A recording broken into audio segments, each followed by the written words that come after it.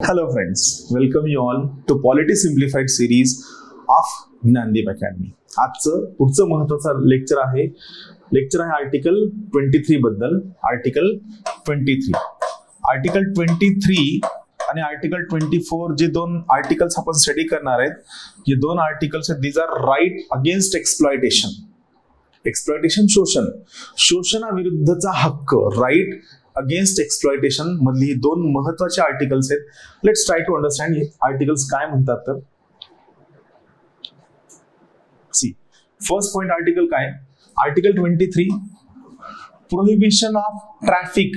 Traffic मध्ये शब्द काय, ट्रॅफिक म्हणजे काय, अपव्यापार. ट्रॅफिक म्हणजे काय, अपव्यापार. व्यापार, कुणाचा व्यापार, लहान मुलांचा व्यापार, लहान मुलींचा व्यापार, महिलांचा व्यापार. बरोबर आहे.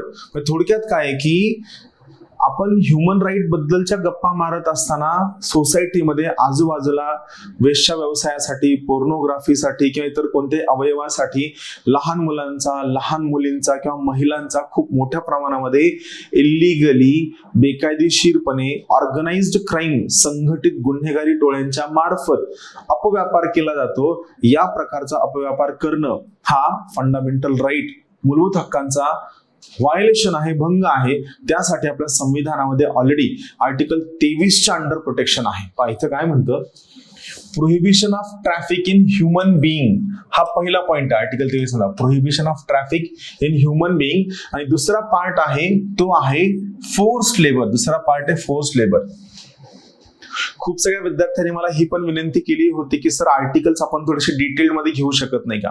मित्रांनो लक्षात घ्या, या आर्टिकलचा पर्पज हा आहे की तुम्हाला आर्टिकल कमी वेळामध्ये मुद्देसूदपणे आर्टिकल किंवा त्या बेअर ऍक्ट मध्ये काय दिलंय हे कळावं, हा याचा पर्पज आहे.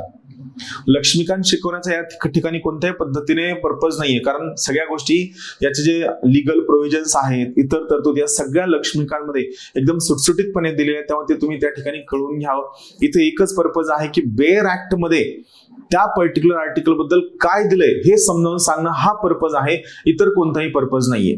चला, आर्टिकल 23 प्रोहिबिशन ऑफ ट्रॅफिक म्हणजे अपव्यापार करणं. आणि दुसरा पॉइंट आहे फोर्स लेबर. फोर्स लेबर, बंधुआ मजुरी. बंधुआ मजुरी, जेव्हा तुम्ही एखाद्या व्यक्तीला कोणतीही पगार किंवा कोणतंही मानधन किंवा कोणतीही मजुरी न देता त्या व्यक्तीकडनं कंटिन्यू काम करवून घेता, याला फोर्स लेबर किंवा बंधुआ मजुरी असं म्हणलं जातं. खूपदा हिंदी सिनेमांमध्ये असं दाखवलं जायचं की हिरोच्या वडिलांनी जमीनदाराकडनं कर्ज घेतलंय, जमीनदाराने कर्जाचं मुद्दल, व्याज यात फेरफार करून एवढ्या चुकीच्या पद्धतीने कर्ज आणि व्याज बनवून ठेवलंय की त्या हिरोच्या अंगावरचं कर्ज पुढचे 100 वर्ष फिटणार नाही. आणि यामुळे त्या हिरोला त्या जमीनदाराकडे हवं तेवढं काम करावं लागतंय, आणि या कामाच्या बदल्यात त्या हिरोला फक्त काय थोडीफार रोटी मिळते, बाकी काहीच मिळतं, मजुरी तर मिळत नाही. याला म्हणायचं फोर्स लेबर. कोणतंही मानधन, मजुरी, पगार न देता जेव्हा एखाद्या व्यक्तीकडनं जबरदस्ती काम करून घेतं, याला म्हणायचं force labour. So basically article 23 कशाबद्दल आहे, ट्रॅफिक इन ह्युमन बिईंग बद्दल आहे. दुसरं आहे फोर्स लेबर, अपव्यापाराबद्दल आहे. आर्टिकल 23 काय म्हणतं, ट्रॅफिक इन ह्युमन बिईंग्स पहिला पॉइंट, अँड बेगर म्हणजे काय, भीक मागण्यासाठी लावणं. बरोबर, ट्रॅफिक इन ह्युमन बिईंग आणि बेगर म्हणजे एखाद्या व्यक्तीला, लहान मुलाला त्यांचे हात तोडणं, पाय तोडणं, त्यांना भीक मागण्यासाठी लावणं. And other similar forms of forced labour. Forced labour ज्या ठिकाणी तुमच्याकडनं कंपल्सरी काम करून घेतलंय, आर प्रोहिबिटेड म्हणजे यांच्यावरती काय, कम्प्लीट निषिद्ध आहे. And any कॉन्ट्राव्हेन्शन. कॉन्ट्राव्हेन्शन म्हणजे काय, याला भंग करणं. म्हणजे जर एखाद्या व्यक्तीच्याकडनं जबरदस्ती काम करून घेतलं किंवा एखाद्या व्यक्तीला तुम्ही या ठिकाणी कोणत्याही पद्धतीने विकलं, याचा भंग केला, तर या पहिल्या प्रोव्हिजन नुसार हे काय असेल, it shall be an offence punishable in accordance with the law. या ठिकाणी तुम्हाला कायद्यानुसार शिक्षा सुनावली जाईल.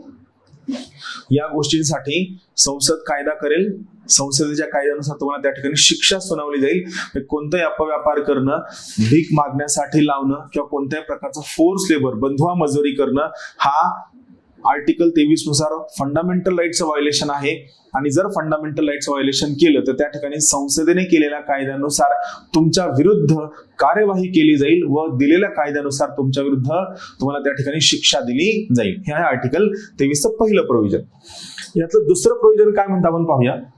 सी आर्टिकल 23 दुसरं प्रोव्हिजन काय म्हणतं, नथिंग इन दिस आर्टिकल याचा अर्थ काय पहा, ज्या ज्या ठिकाणी नथिंग इन दिस आर्टिकल हा शब्द आलाय याचा अर्थ काय, आर्टिकल मधला जो पहिली तरतूद आहे त्याला ही दुसरी तरतूद काय आहे, अपवाद आहे, एक्सेप्शन आहे. काय आहे, अपवाद किंवा एक्सेप्शन आहे.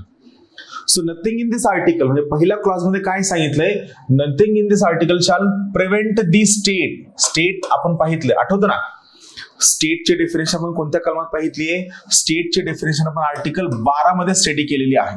आर्टिकल 12 मध्ये nothing in this article shall prevent the state from imposing compulsory service for public purposes and in imposing such services the state shall not make any discrimination. आलं लक्षात. म्हणजे पहिलं क्लॉज काय म्हणतं, कोणत्याही व्यक्तीने कोणत्याही व्यक्तीवरती फोर्स लेबर जबरदस्ती काम करायला लावता कामा नये.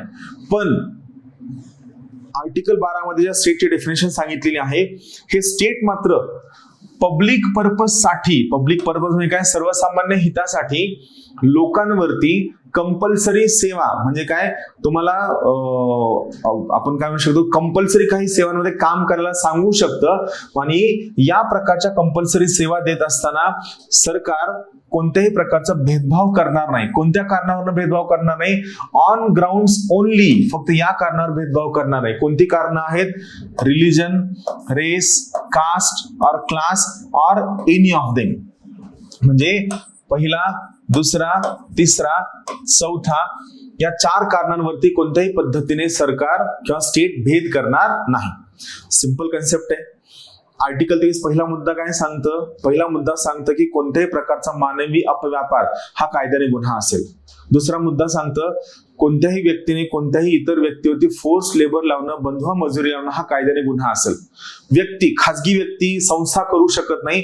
मात्र या वरच्या प्रोव्हिजनला एक अपवाद आहे. काय अपवाद आहे, तर स्टेट या पर्टिक्युलर ठिकाणी व्यक्तींवरती अनिवार्य सेवा लावू शकतं, त्यांना फोर्स लेबर करू शकतं. पण हे फोर्स लेबर खाजगी कामासाठी असता कामा नये. राज्य संस्था नागरिकांवरती पब्लिक पर्पज, सर्वसामान्य हितांसाठी या प्रकारचं बंधन टाकू शकते. सर्वसामान्य हितांसाठी तुम्ही हे काम करा असं बंधन टाकू शकते की तुम्हाला हे काम करावंच लागेल, हे तुम्ही डिनाय करू शकत नाही. आणि या प्रकारचं कामाचं बंधन टाकल्यानंतर त्या ठिकाणी स्टेटने कामाचं बंधन टाकताना भेदभाव करता कामा नये. भेदभाव कोणत्या कारणावर न करता कामा नये, रिलिजन, रेस, कास्ट, क्लास किंवा यापैकी कोणत्याही कारणावरती स्टेटने भेदभाव करता कामा नये. थँक्यू मित्रांनो. परत एकदा सांगतो, या सिरीजचा पर्पज आहे कमी वेळामध्ये मोजक्या शब्दात मुद्देसूदपणे तुम्हाला आर्टिकल समजावून सांगणं. आर्टिकलचा खूप मोठा फापट पसारा आणि ओव्हर अनालिसिस देण्याचा बिलकुल उद्देश नाहीये. तेव्हा आर्टिकलची सिरीज आपण एवढीच छोटी मुद्देसूद ठेवणार आहोत. थँक्यू.